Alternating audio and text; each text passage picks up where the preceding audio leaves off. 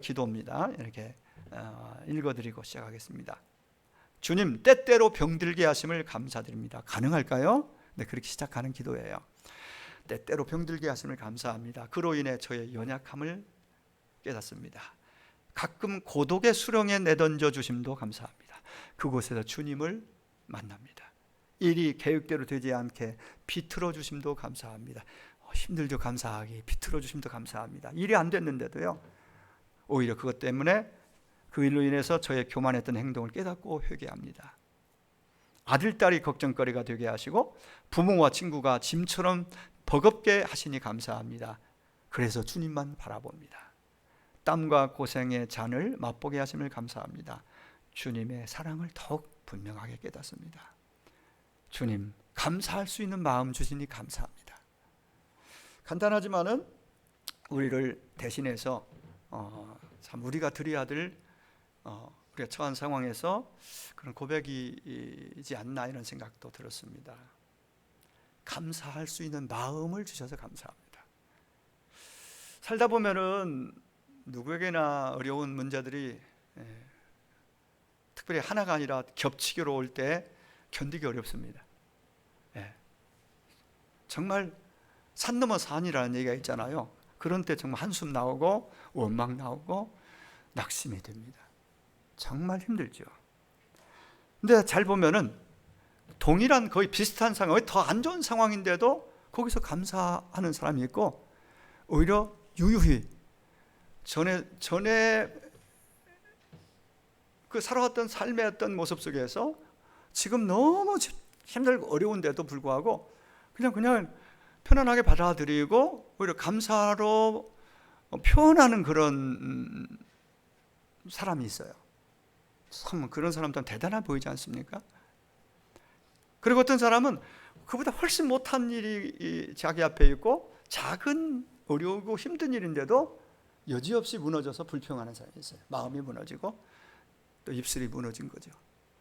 입술의 감사를 이렇게 지켜야 되는데 하나님의 자녀로서 감사가 사라지고 입술에서 불평과 원망이 나오는 거예요.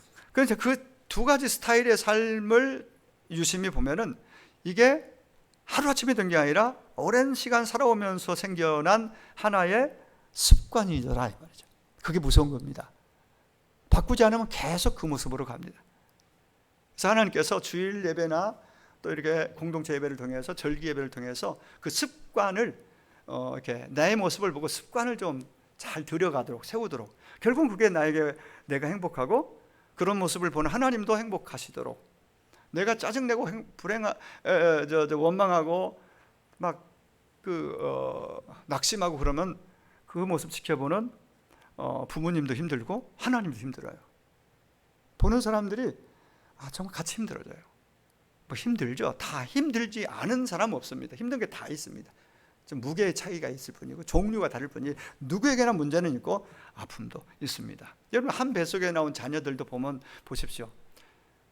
두 자녀가 같이 이렇게 그 좋은 반응을 보이고 어떤 일에 대해서 긍정적으로 해석하고 이렇게 감사하면서 하는 아이도 있는가 하면은 똑같은 그 뱃속 한 배에서 나왔는데도 어떤 자녀는 뭐 힘든 것만 있으면 짜증내고 신경질 내고 원망하고 탓하고 막 그런 아이가 있는가 하면은 어떤 아이는 그냥 그걸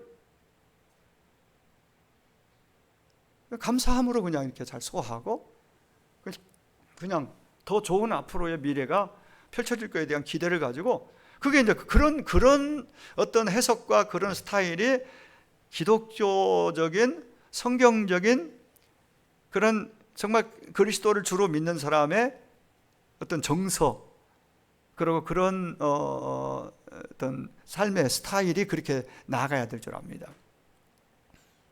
여러분, 다 사랑하지만 자녀들 가운데서 자꾸 짜증내고 신경질 내고 원망하고 부모 탓하고 불평하고 그러면 그 모습 지켜보는 부모님은 참 힘들어요. 내가 낳았지만 힘들어요. 근데 이것도 감사하고 저것도 감사하고, 이게 다른 게 아니라 부모님 기쁘시게 하는 효도 아니겠어요? 똑같다고 봐요. 신앙생활하면서 힘들고 어렵고 넘어야 할 산들이 있지만은, 그러나 그 앞에서 오히려 더 겸손해지고 더 낮아지고 더 하나님 찾고 의지하면서 또 하나의 교훈을 거기서 얻고 배우고, 그래서 더 주님 의지하는 믿음으로 나아가는 그런 모습을 우리 하나님 보기를 원하실 겁니다. 이 절기는 그런 의미에서 그런 것들을 배워나가는 것이고 세워나가는 걸 봐요. 목사의 고민이 하나 있습니다. 절기 설교하는 거예요. 절기는 해마다 오잖아요. 해마다 성탄절, 부활절, 맥추절, 추수절 대표적으로 이 절기 설교, 송구영신 이 절기일 때는 거기에 맞는 제목과 본문을 찾으면 거의 비슷해요. 감사 얘기잖아요. 맥추절은 맥추절에 관련된 것과 관련해서 하려고 하니까 목사는 수십 년 동안 30년, 40년 목회 설교하면서 이게 수십 년씩 여러분 앞에서 설교 듣는 입장에서 그 본문 거의 비슷한 본문 감사로 거의 비슷한 얘기를 할 수밖에 없고 그 얘기예요. 오늘 뭐 성탄절 얘기하는 거 아니잖아요. 이 감사절 얘기해야 돼. 감사. 왜 하나님이 이 절기를 주셔서 우리에게 감사 얘기를 하게 했을까? 하나님 앞에 당연히 하나님께 감사하고 우리 모든 관계 속에서 감사가 정말 이렇게 마르지 않고 계속 살아있어야 하는데, 이런 면에서 또 얘기할 수밖에 없고 얘기합니다. 감사 얘기를. 감사. 왜냐하면 이게 신앙에서 굉장히 중요한 요소거든요. 굉장히 중요한 요소 중에 하나가 감사. 오늘 데살로니가서 5장 18절에 우리가 너무 잘 아는 말씀이죠. 가장 익숙한 말씀 중에 하나예요. 범사에 앞에 있는 거 좀 생략했습니다. 항상 기뻐하라, 쉬지 말라 기도하라. 그 후에 범사에 감사하라.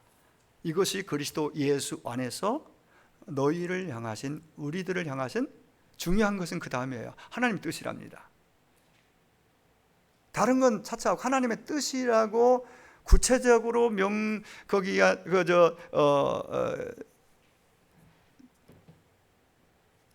기록해서 우리에게 들려주실 때는 정말 우리가 크게 들어야 됩니다. 하나님의 뜻이래요.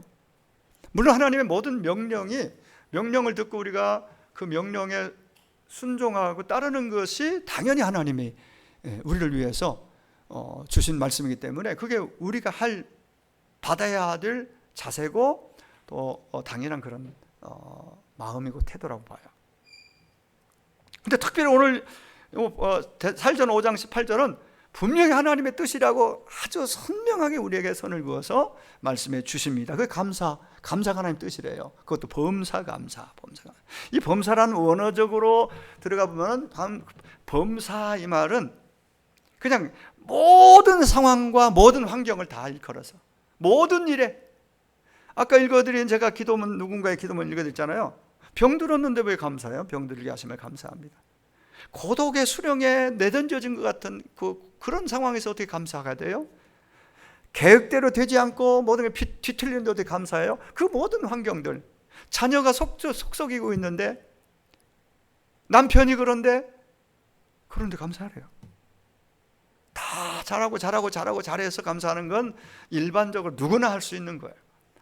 그럼 안 되는데도 하박국처럼 하나님으로 인해서, 하나님 때문에 감사하고, 한 말씀 주의 뜻이니까 감사하고, 이런 논리죠. 우리가 여기 갖다붙어 붙일 어떤 건더기 뭐가 없어요. 거기다가 설명 붙일 것도 없어요. 그냥 감사하래요. 뜻이래요. 그 얘기를 제가 오늘 많이 강조하면서 여러분의 몸에 마음에 배이고 그게 습관이 되도록 여러분은 훈련하고 연습해야 됩니다. 그게 여러분의 행복을 위해서, 하나님의 영광을, 기쁨을 위해서 꼭 필요하다. 우리 하나님의 자녀들이 아까 말씀드렸듯이 가장 살면서 중요하게 여기고 존중해야 할 것이 뭐냐? 하나님의 뜻입니다.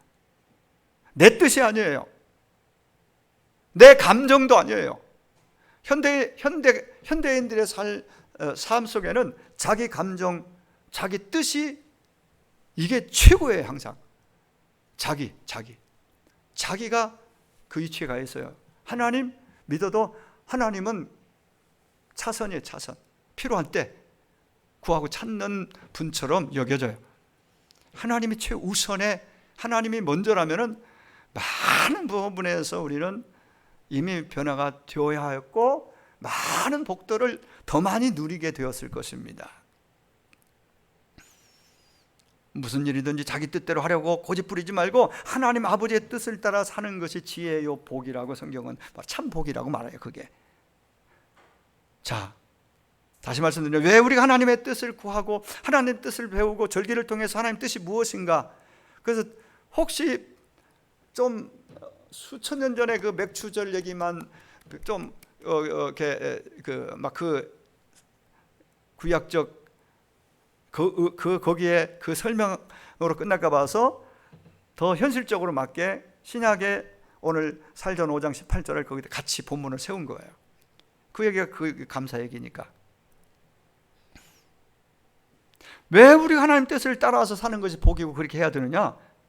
그게 가장 안전한 길이에요. 그게 가장 복된 길이고 은혜로운 길이고 은혜로운 결과를 얻을 수 있는 비결이에요. 하나님 뜻을 구하는 것, 뜻을 따르는 것. 우리가 좀 더 구체적으로 하나님 뜻을 구하기만 하지 말고 하나님 뜻이 말씀을 통해서 보여지고 들려졌으면 따라해. 따라서 하나님 뜻을 구하고 하나님이 말씀을 통해 알려줬으면 그걸 실천해야 돼. 따라가야 돼. 적용해야 돼요. 이 부분은 우리 몫이에요. 그리고 그렇게 할 때에 이미 받은 복이 크고 놀랍지만 또 더 많은 누리게 될 복들이 있습니다. 원하면서 누리지 못하는 큰 복, 놓치고 있는 복, 샬롬, 평강의 복입니다. 이건 세상에 그 어떤 것 주고도 바꿀 수 없는, 살 수 없는 복, 평강의 복을 날마다 누리게 될 것입니다. 그 주신 평강을 누리지 못하는 것은 내가 하나님의 뜻을 깨닫지 못하는 건 어쩔 수 없잖아요. 깨달았고 구하지도 않고 깨달아도 적용과 실천 쪽으로 가지 못하기 때문에 항상 마음이 평안이 있지 않아요. 평안을 누리지 못해요. 결국 그 얘기는 행복하지 못하는 얘기죠. 그렇습니다. 우리가 하나님의 뜻을 예배를 통해서, 말씀을 통해, 기도를 통해서 하나님께 끊임없이 묻고 또 구하고, 그래서 그 뜻을 깨달았다면 그 뜻을 따라서 좀 힘들고 손해를 봐도 그 뜻을 쫓아 사는 것이, 이게 복이에요. 왜냐하면 그것이 안전하고 복되고 은혜로운 결과를 얻을 수 있다. 이미 말씀드렸습니다. 예를 들면은 우리가 차를 운전해 갈 때 어느 새로운 어떤 그 목적지를 갈 때에 한 번도 가보지 않은 목적지 갈 때 주소를 이제 가지고 찾아가잖아요. 내비게이션 나오기 전에는 가다가 방향은 맞는데 어디쯤인지 어딘지 모르니까 가다가 방향이 어딘지 묻기도 하고, 가까이 가면은 구체적으로 묻기 시작하는 거예요. 그래서 차 세워놓고 길가에 세워놓고 어디 몇 번지로 가려면 어디 가려면 어디로 가야 됩니까? 맞는지 묻고, 길을 묻고 또 묻고 또 여러 번 묻게 돼요. 특별히 이제 개인 택시 하시는 분들은 길을 가장 잘 아니까 그 지역에 세워놓고 택시 하시는 분에게 묻는 경우가 많이 있었어요. 내비게이션 없을 때는. 그렇게 찾아가잖아요. 불편하고 사실 번거롭고 쉽지 않았어요. 근데 내비게이션이 나온 데는 우리는 굉장히 편리하게 그걸 통해서 정확하게 쉽게 목적지를 찾아가게 됩니다. 내비게이션 거기에 주소 치면은 목소리 좋은 예쁜 안내양이 나와서 착착착 인도하잖아요. 그거 따라가면은 어느새 목적지에 안전하게 잘 와 있어요. 참 편리합니다. 쉽습니다. 그걸 그렇게 이용하면 사용하면서 누구도 내비게이션에게 자유를 침해당했다고 그렇게 말하는 분은 못 봤습니다. 결코 자유 침해당한 게 아니잖아요. 그렇게 정말 목적지를 갈 잘 안내하고 잘 안내해 주는 걸 우리가 이미 알고 있기 때문에 그걸 잘 활용하고 있지요. 우리가 하나님의 뜻을 따르는 이유도 저는 거의 비슷하다고 생각이 됩니다. 우리를 향하신 하나님의 뜻은 언제나 선하고 아름답고 또 정말 우리에게 하나님 편에서 완벽한 것, 그런 방향으로 길로 우리를 인도해줘. 안전한 길로. 하나님의 뜻은 언제나 완전하십니다. 우리가 생각하고 우리가 교육하는 것들은 완전할 수 없어요. 그래서 끊임없이 그분의 선하신 뜻을 우리는 성경을 통해 확인하고 묻는 거죠. 기도를 통해서. 근데 여러분, 내비게이션의 활용도가 높아지고 편하게 가지만은 내비게이션은 잘못 인도할 때가 있더라고요. 내비게이션도 정말 엉뚱한 길로 가서 좀 난감할 때가 저도 경험했고, 그런 얘기들 종종 몇 번 들어봤어요. 자, 이 기계는, 내비게이션은 잘못된 길로, 엉뚱한 길로 가서 돌아오게 하고 다시 가게 하고 막 시간도 더 지체되고 그럴 수 있지만은, 하나님께서 성령과 말씀을 통해서 언제나 우리를 인도하실 때 최선의 가장 좋은 길로, 우리가 보기에는 아닌데 싶지만 하나님 말씀이 인도하는 대로 가면은 가장 안전하고 좋은 길인 것을 여러분 잊지 마시고, 그 하나님이 인도하시는 그 길을 말씀을 통해서 계속 구하고 뜻을 찾고, 그리고 하나님이 말씀하시면 성경을 통해 깨달았으면 하나하나 삶 속에서 실천하고 적용하는 좋은 습관을 들였으면 참 좋겠습니다. 우리는 끊임없이 주님 앞에 갈 때까지 하나님 말씀을 그래서 배워야 합니다. 말씀을 통해서 우리를 향한, 나를 향한, 우리 가정을 향한, 교회를 향한 하나님의 뜻이 무엇인지에 대해서 끊임없이 묻고 또 배워야 합니다.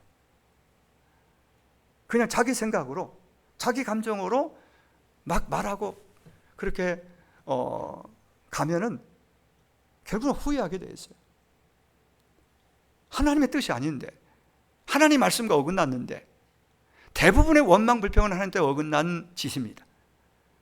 부모를 원망하든 교회를 원망하든 나라와 민족을 원망하든, 원망은 전혀 유익이 없습니다. 도움이 안 됩니다. 오히려 기도하세요. 불평과 원망과 짜증은 자기의 영을 병들게 하고 자기를 나락으로 자꾸 끌어내리는 거예요. 전혀 백해무익한 것이 원망 불평이고 하나님이 가장 싫어하는 것 중에 하나예요. 우리가 너무 잘 아는 가나안 땅 정탐꾼으로 갔던 12명 중에 10명이 하는 불평 원망 소리고 백성들이 다 동참해서 원망 불평하다가 출애굽 1세대 20세 이상 된 모든 자는 여호수아 갈렙 말고는 다 광야에서 자빠져 죽고 맙니다. 하나님이 다 쓸어가셨습니다. 여호수아 갈렙 딱 두 사람만 가나안 땅에 들어갔습니다. 가장 싫어하시는 것이 원망 불평이에요. 아까 얘기했죠. 자녀들 키우면서 자녀들이 자꾸 짜증내 원망 불평하면 부모 마음이 아파요. 저거 저래가지고 잘 되겠나? 학교 선생님 탓하고 누구 탓하고 아니에요. 그럼에도 불구하고 거기서 감사할 거리를 찾아서 감사하고 긍정적으로 해석하고 자기 위치에서 자기 할 수 있는 것들을 정말 애써 힘써 나아갈 때 하나님은 그 모습을 지켜보시거든요. 다니엘이나 요셉이 이방 나라 가서도 원망 불평이 아니라 하나님 앞에서 성실하게 최선을 다하니까 하나님이 그를 세계 무대에 등극시켜서 멋지게 쓰시고 정말 우리에게 큰 교훈으로 그들을 사건들을 세워주신 걸 볼 수가 있습니다. 여러분 아픈 분들 참 나이 들어가면서 많이 아픈 분들이 많아요. 넘어지면 뼈도 잘 부러지고 회복은 안 되고 본인도 아픈 것도 있지만 부모나 누구 아파서 특히 아픈 것 때문에 막 정말 힘들어. 저 누구도 다 그 마음 다 이해할 수 없어요. 그러나 그래도 그동안 건강하게 살아오셨으면은 그 가운데서 감사로 표현할 수 있기를 축복합니다. 이상하게 자꾸 감사하면요 몸도 더 막 좋아지고 건강해지는 것 같은 느낌이 오고 실제로 그게 일어나요. 감사하면. 네. 또 자녀들 보면서도 마찬가지고 안 되다가도 잘 될 수 있고 잘 되게 하시잖아요. 그죠?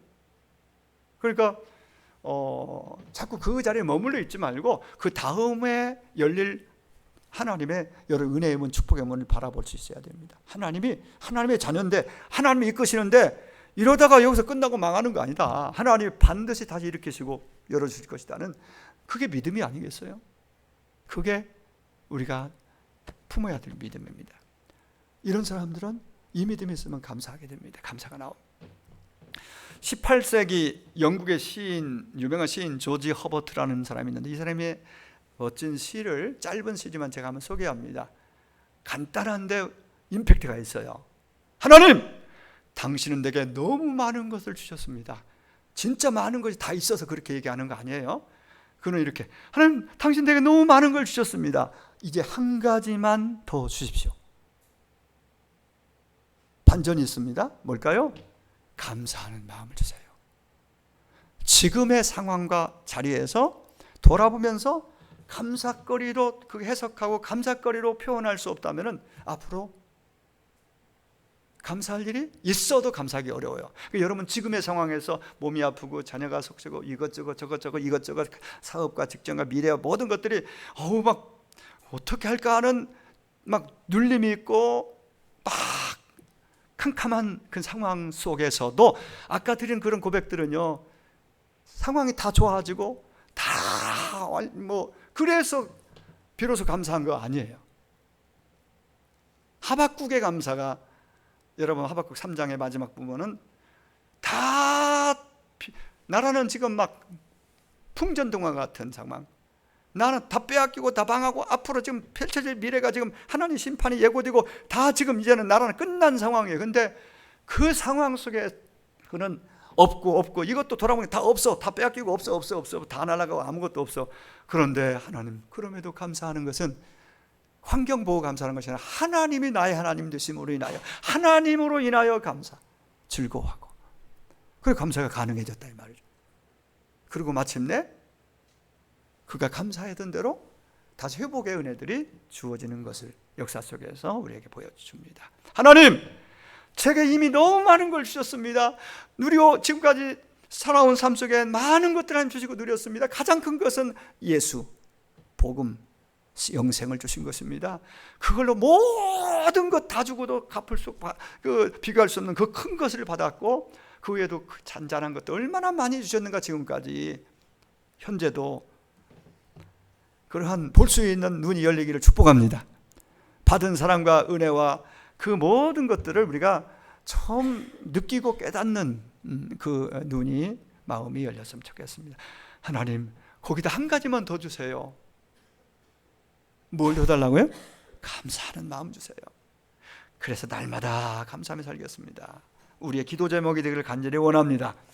출애굽기 23장 16절에 맥추절을 지키라. 이는 네가 수고하여 밭에 뿌린 것 첫 열매를 거둡니다. 맥추절을 얘기할 때 첫 열매, 이게 굉장히 중요합니다.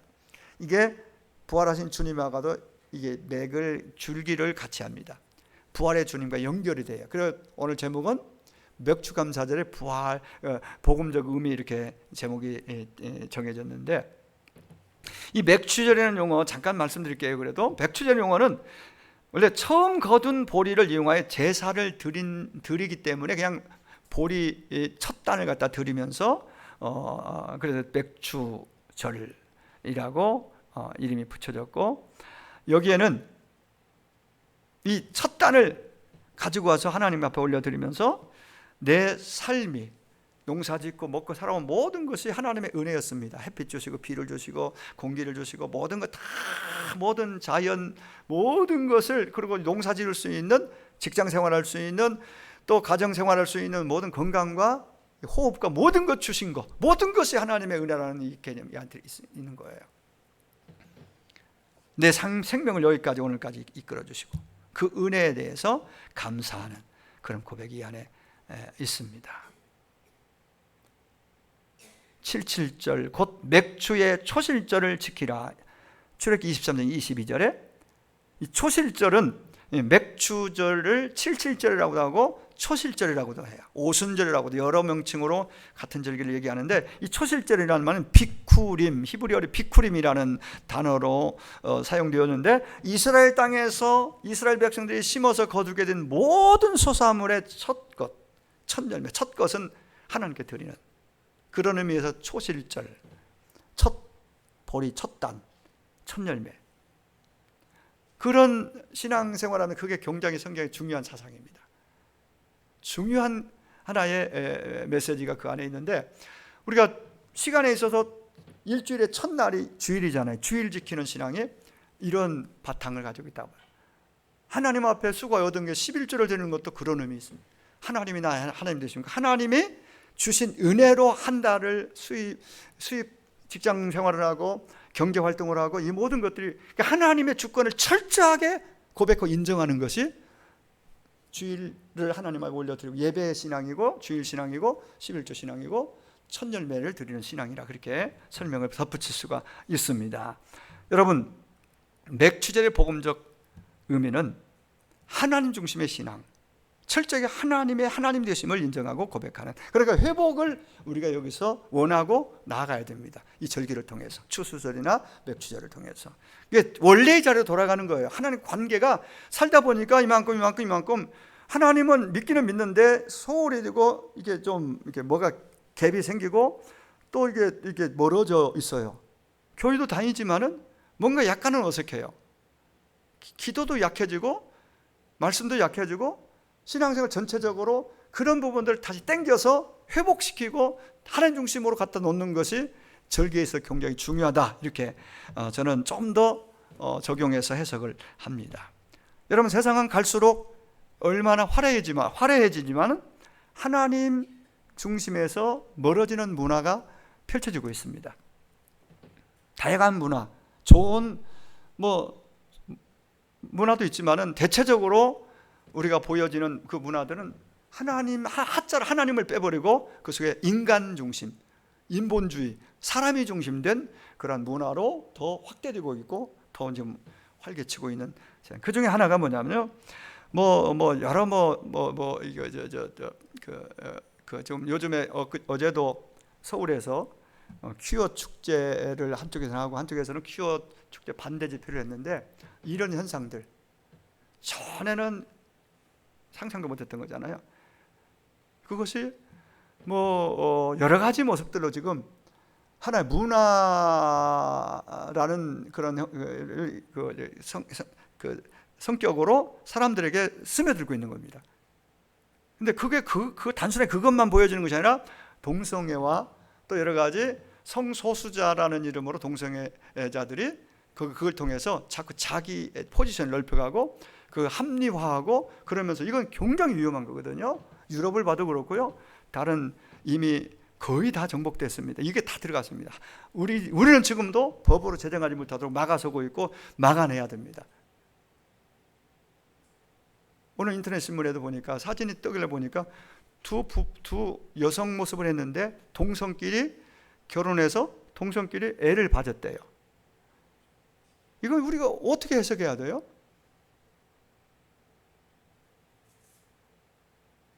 이런 것들을 좀 인정해 달라고 가서 시위를 하는 거예요. 그리고 암암리에 그것이 저들도 그냥 인정하지 이런 쪽으로 몰아가는 거죠.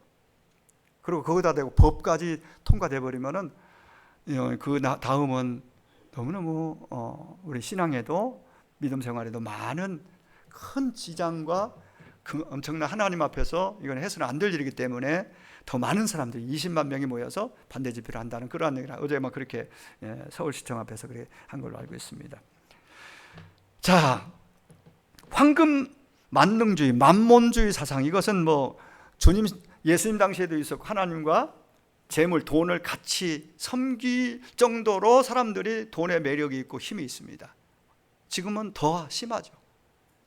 코인 이런 거, 가상화폐 이런 것은 돈신이 지금 거기서 작동되고 있는 겁니다. 사람들이 완전히 혼을 빼는 거죠.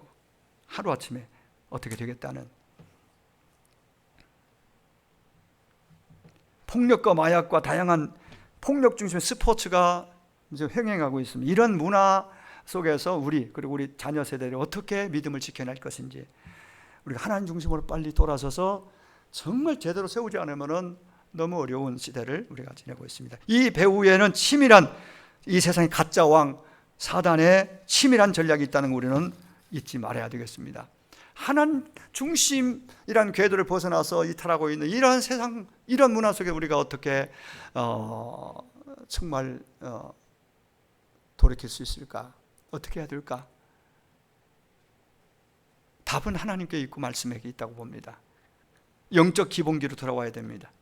코로나 이후로 우리가 약해진 자신의 모습을 빨리 깨닫고 발견하고 이제 기본기를 다시 튼튼히 세워야 됩니다. 그게 뭡니까? 말씀과 기도고 예배의 회복입니다. 말씀과 기도, 예배. 그런데 맥추절은 하나님의 주권을 하나님이 하셨습니다. 햇빛도 주시고 비도 주시고 공기도 주시고 이 모든 것, 건강도 주시고 이 모든 것들이 다 합쳐져서 이루어진 결과물 추수를 하게 됐단 말이에요. 맥추, 보리 추수를. 하나님께 주권이 있음을 고백하는, 그러니까 하나님 중심으로 우리가 세워져야 된다는 것을 여기서 배우게 되는 것이죠. 하나님 관계가 바르게 세워지고 하나님 중심으로 내가 설 때에 나를 통해서 우리 가족 또 이웃과의 관계, 하나님 관계, 이웃 관계, 수평 모든 관계가 정말 원만하게 건강하게 세워져 갈 수 있습니다. 그 중심에 하나님과 관계가 있습니다. 하나님. 이 절기를 통해서, 맥주를 통해서 하나님 중심의 신앙을 회복하는 새로운 출발점이 되기를 간절히 원합니다. 또 하나는 부활신앙입니다. 이 부활절에 부활 얘기하지만 사실 오늘 본문은 예수님의 부활하고 연결이 됩니다. 천국 소망입니다. 예수 그리스도 복음 천국은 우리가 평생 너무 익숙하지만 이 땅에서 누리고 천국에 더 크게 그걸 소망하면서 이 땅을 복되게 살아가야 될 그런데, 이건 이 맥주를 통해서 우리가 다시 한번 점검하고 세워야 될 부분이라고 봐요. 레위기 23장 10절 이하에 보면은 그 중간에 곡물의 첫 이삭 한 단, 이것을 하나님 드리는 절기, 이게 맥주절과 관련돼요. 아까 얘기했죠. 첫 곡물, 첫 이삭, 곡물 첫 이삭. 고린도전서 5장 20절, 15장 20절에 보니까 그리스도께서 죽은 자 가운데 다시 살아나사 잠자는 자들의 첫 열매가 되었다. 첫 열매. 이 단어는 구약에서 가져온 단어예요. 절기 때 특별히 이 첫 열매, 맥주의 첫 열매가 예수의 부활의 첫 열매하고 연결이 됩니다. 굉장히 복음적인 거죠. 그러니까 맥주절을 통해서 이 절기의 감사로 끝나지 않고 예수님을 향하고 예수님의 부활의 소망으로 우리가 이어지는 거죠. 이 소망이 확실한 사람은 당연히 하나님 중심으로 믿음이 세워지고 세상의 수많은 유혹들과 수많은 죄악에 관영한 도성 속에서 믿음의 순전을 지켜나갈 수 있는 것입니다. 믿음의 순전을 지킬 수가 있는 거죠. 네, 이런 의미에서 처음 익은 열매를 드리는 날이라고 26절 표현된 이거 첫 열매, 네, 이것은 부활의 첫 열매된 예수님 복음하고 연결이 되고 부활하고 연결이 되고, 그리고 천국의 참 소망을 우리가 다시 한번 점검하고 세우는 그러한 은혜의 기회가 되어야 될 줄로 믿습니다. 이제 말씀을 이제 한 예화를 좀 드리면서 마치려고 합니다. 예수로 나의 구주 삼고를 작사한 분이 환희 크루스비라는 분. 성경이 위에 이렇게 찬송가 보다 보면 그런 환희 크루스비라는 이름이 여러 번 나오는데 적어도 찬송가에 21곡이 수록이 된 걸로 알고 있습니다. 이분의 생애를 보면 얼마나 누구도 당의 복이 평생을 통해 다른 그러한 기구하고 힘든 그러한 인생길을 걷는 걸 볼 수가 있습니다. 생후 6개월 만에 의사의 잘못된 처방으로 실명을 하게 되고 아버지를 잃고 어머니 그리고 외할머니 밑에서 슬하에서 자라나는데, 다행히도 어머니도 외할머니 믿음이 좋았던 분이라고 합니다. 그래서 신앙으로 철저하게 크루스비를 양육을 하게 됩니다. 정말 자주 자연과 연관시켜서 감성을 이렇게 딱 자극할 수 있는 말씀을 이렇게 자연과 함께해서 이렇게 설명을 해주고 잘 이해할 수 있도록 그렇게 풀어서 이렇게 해줬는데, 외할머니는 크루스비에게 자주 이런 얘기를 해줬다고 그래요. 크루스비야, 필요가 있을 때마다 하나님께 부르짖어 기도해라. 일어난 모든 일에 대해 하나님께 감사해라. 일이 너무 어렵다고 하나님께서 하지 못하실 일은 하나도 없단다. 너의 필요가 무엇이든지 간에 하나님은 능히 채우실 수 있는 분이란다 라는 얘기를 종종 자주 해줬다고 해요. 14살 때 환희 크루스비는 뉴욕에 있는 맹아학교에 입학을 하게 됩니다. 졸업 후에 그곳에서 한 15년 동안을 교사로 가르치는 일을 합니다. 38 늦은 나이에 결혼을 하고 아기를 낳았는데 얼마 되지 아기가 죽게 되고 그것도 얼마 후에 남편이 또 세상을 떠나게 됩니다. 경제적으로 너무 어려운 상황이 됐습니다. 정말 낙심할 수밖에 없는 고난의 연속이었죠. 그런데 놀랍게도 그 인생은 무너지지 않았고 95세를 살면서 8천여 편의 찬송시를 짓고 아까 얘기했듯이 한 20편 이상의 우리 찬송가에도 실릴 정도로 나의 갈 다가도록 예수 인도하시니 어려운 일 당할 때도 촉하는 이게 장도 크루스비 찬양 작사 심히 고단하고 영혼 매우 가라나 나의 앞에 반석에 샘물나게 하시네. 그 인생 속에서 그 고난의 연속 속에서 그가 느끼고 깨달았던 경험했던 그 하나님을 그 찬송가 가사로 묻어낸 걸 볼 수가 있습니다. 크루스비 여사는 만년에 이렇게 말을 했습니다. 어렸을 때는 나를 실명케 한 의사를 용서할 수 없었지만은 중간쯤 생략하고 시각장애 때문에 오히려 나는 하나님을 만났고 축복이 되어서 이렇게 많은 찬송시를 쓸 수 있었습니다. 여러분, 행복과 축복이 어떤 원하는 조건이 이루어져야 행복하고 그게 복이라고 생각하는 그 생각은 너무 다른 모습이 아닙니까? 결코 그런 것들이 있다고 갖췄다고 그게 진짜 행복이 아닙니다. 지금에 있는 위치에서 그 하나님 나의 하나님 되심과 그 하나님 내 인생의 중심이 되어 그 하나님 안에 내가 살고, 그래서 부활의 소망, 진짜 천국을 소망하고 이 땅을 산다면은 그 삶 속에는 당연히 은혜를 은혜로 알고 감사하는 고백들이 살아있겠죠. 여기에 진짜 행복이 묻어나는 것입니다.